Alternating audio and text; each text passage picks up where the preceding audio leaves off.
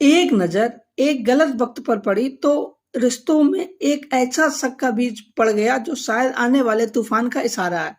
आज तुमसे तुम तक में विपिन की बुआ ने वही देखा जो शायद आर्यवर्धन और अनु किसी को दिखाना नहीं चाहते थे।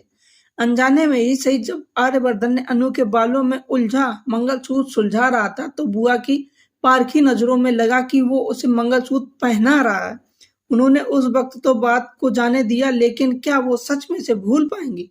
कहानी में ड्रामा तो अब शुरू होता जब आर्यवर्धन ने जानबूझकर अनु का मंगलसूत्र छिपा दिया था और लालची ससुर ने मंगलसूत्र की कीमत पर उसके और उसके परिवार का आत्मसम्मान पर ही सवाल उठा दिया था। 3 लाख की चीजें कभी देखी है तुम लोगों ने? ये सिर्फ शब्द नहीं थे, बल्कि एक पिता का दिल पर लगने वाला घाव था।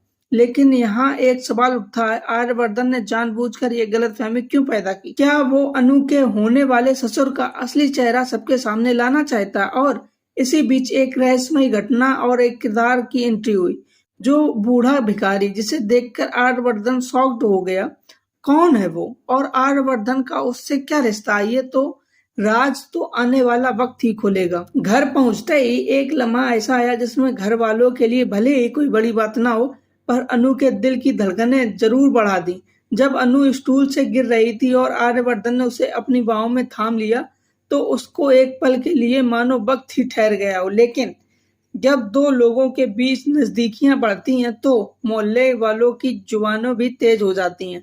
आर्यवर्धन ने अनु की वजह से रोज आता जाता है, कहीं वो हमारा पूरा मोहल्ला ही ना खरीद ले। इन उड़ती उड़ती बातों में आग में घी डालने का काम विपिन की बुआ ने कर दिया, जो सीधे अनु की माँ के पास शिकायत लेकर पहुंच गई।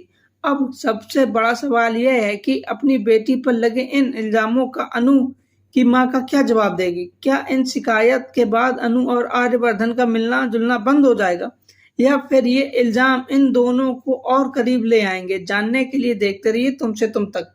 अगर आप नए चैनल को सब्सक्राइब भी कर लें।